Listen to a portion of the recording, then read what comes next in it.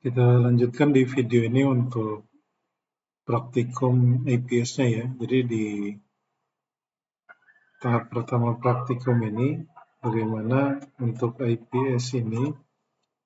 Jadi ketiga teknik atau metode yang digunakan IPS untuk mendeteksi dan melakukan blocking. Yang pertama, kita lihat bagaimana dengan teknik atau metode signature ini, signature matching ini ya. CIPS ini bisa melakukan blockingnya ya. Jadi di sini bisa kita lihat untuk topologinya ya. Di sini untuk topologi tambahan saja. Jadi yang utamanya itu nanti di IPS-nya ini ya. Kemudian ini untuk target. Jadi ini target ini merupakan perangkat router CHR ya yang kita tambahkan manual di GNS3. Kemudian untuk IPS ini kita install untuk Ubuntu Server 20. Kemudian untuk router gateway ini atau disingkat RGW ini router CHR juga, router CHR mikrotik ya. Dan untuk attacker ini merupakan Kali Linux ya yang kita tambahkan juga secara manual ke GNS3 ini. Nah untuk alokasi pengalamatan IP bisa kita lihat di sini. Jadi antara IPS Suricata dengan target dan juga Ether 2 di RGW ini itu satu subnet IP ya. Nah, antara ENS 4 dan ENS 3 di Ubuntu server ini itu posisinya di bridge supaya dia inline nantinya ya antara target ya dengan si IPS-nya. Nah, di sini untuk IP address si Suricata untuk manajemennya dialokasikan 172.18.20.10. Tadi untuk targetnya 172.18.2.100 dan ini untuk gateway-nya ya si target. Kemudian ini untuk gateway-nya Kali Linux 172.16.19.1, untuk Kali Linux-nya atau attacker-nya 172.16.19.5 ya. Nah, nanti bagaimana kita melakukan simulasi ya.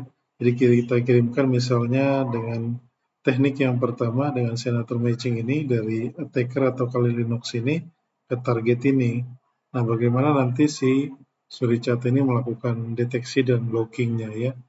Nah, IPS Suricata ini bisa kita akses ya langsung di sini. Setelah kita klik kanan, sini ada nggak ya? Kita bisa sebenarnya mengaksesnya lewat browser ya. Kita bisa kalau ada IP address yang kita set di DNS3 ya, satu subnet dengan laptop kita bisa akses melalui browser. Tapi di sini saya akses melalui PuTTY ya. Toolsnya lain, yang lain bisa kita gunakan selain PuTTY ini. Nah, ini untuk ini untuk si IPS-nya ya. IP 172.18.20.10 tadi untuk IP manajemen IPS-nya. Nah, di IPS ini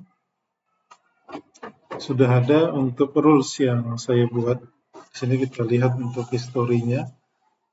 Nah, di sini di lokal dibuat untuk rules-nya ya. Di sini bisa kita lihat masing-masing dari rules untuk yang pertama signature based blocking ini, kemudian anomaly based blocking dan juga protokol analisis blocking. Nah, untuk signature base ini yang kita ujikan nanti di baris pertama ini, ya baris pertama ini untuk rules yang sudah kita buat, bagaimana nanti ada pengiriman paket dengan tool Nmaps dari Kali Linux ya, bagaimana nanti dengan rules ini bisa mendeteksi dan melakukan blocking ya, karena memang tidak sesuai gitu ya, artinya ketika pengiriman komen yang kita kirimkan nanti saya lihatkan dulu ya. Dari Kali Linux-nya ini sudah saya akses juga ya. Jadi nanti bagaimana ketika ada pengiriman, ini kita stop dulu ya. ketika ada kiriman ya dari Kali Linux-nya ke target dan bagaimana nanti si IPS ini melakukan deteksi dan blockingnya ya. Nah, di sini pertama kita lakukan untuk yang paling mudah dulu ya. Nah, untuk mengakses perangkat itu, seperti saya mengakses ini, kita menggunakan protokol misalnya Telnet atau SSH ya. Di sini saya menggunakan SSH untuk mengaksesnya. Nah, biasanya juga ada yang menggunakan Telnet gitu ya. Nah, di sini kita mengirimkan apa namanya eh, paket Telnet ini berupa protokol Telnet ini ke target. Targetnya tadi IP-nya 172.18.20.100 ya. Bisa kita lihat tadi di topologi nih. Nah, nanti di Suricata ini kita lihat lognya ya. 172.18.20.100 ya.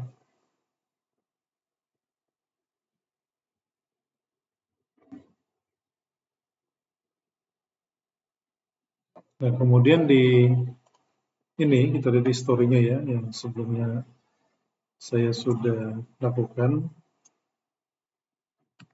Nah, di sini bisa kita lihat dengan perintah ini, karena sudah pagar di sini ya, jadi tidak perlu sudo lagi.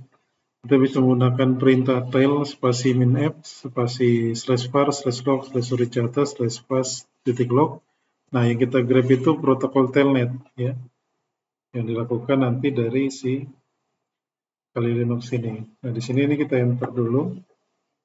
Kemudian ini kita enter. Nah, di sini bisa kita lihat ya.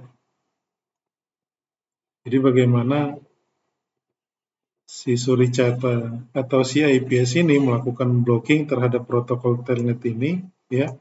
Kita bisa lihat di sini ya, sama halnya dengan ID, penjelasan IDS sebelumnya. Kita bisa lihat ini, kita stop dulu. Jadi di sini bisa kita lihat timestamp-nya ya, dari tanggal, bulan, tahun. Kemudian di sini kita menggunakan SID 300005. Kemudian untuk message-nya IPS block telnet connection. Nah, kemudian priority-nya ini 3 karena dia masih berupa pengiriman ini ya, paket dengan Nmap, tidak eksploitasi nih ya kalau pengiriman seperti ini. Ketika apa namanya, melakukan telnet ini ya, bukan Nmap, telnet. Maksud saya telnet ya. Jadi ketika telnet ini dilakukan, ya tadi dari timestamp, tanggal, waktu, bulan sampai priority di sini tadi, kita bisa kategorikan ini priority-nya ya. Bisa 1, bisa 2 atau 3 gitu ya. Jadi kalau 1 itu yang high, yang 2 itu medium, yang 3 biasanya masih kategorinya low gitu ya. Nah, kemudian ini sumber serangannya, sumber IP-nya ya, sumber IP serangannya si Kali Linux ya, 172.16.19.5. Nah, kemudian ini targetnya ya, 172.18.20.100 dan port yang diserang itu 23, yang digunakan untuk telnet ini ya. Nah, di sini harusnya ketika telnet itu berhasil, dia akan meminta username dan password, setelah itu password gitu ya. Tapi di sini bisa kita lihat di sini stop gitu ya. Tidak ada keterangan username di sini. Biasanya ada username gitu. Baru kita input nanti username-nya gitu ya. Nah, di sini dia terstop gitu ya. Nah, di sini bisa kita lihat bagaimana blocking itu bekerja gitu ya. Jadi ketika blocking itu bekerja, untuk seterusnya misalnya untuk si penyerang ataupun si attacker tadi melakukan menginput misalnya username di sini tidak ada atau tidak terlihat karena status si IPS ini sudah kita buat untuk rules-nya ya, melakukan blocking ini ya berdasarkan kategori yang kita tentukan untuk telnet ini. Ini salah satu contoh untuk si senator blocking tadi ya, ketika kita menggunakan IPS ini. Jadi bagaimana IPS ini selain mendeteksi ya, ini salah satunya kan mendeteksi ya untuk alertnya. Kemudian dia juga bisa melakukan blocking ya. Nah, blockingnya seperti ini. ya. Jadi dia terhenti gitu. Ini salah satu contohnya ya. Seperti ini ya. Nah, kemudian kita akan lanjutkan untuk praktikum metode CIPS yang kedua, anomaly detection ya, di video selanjutnya.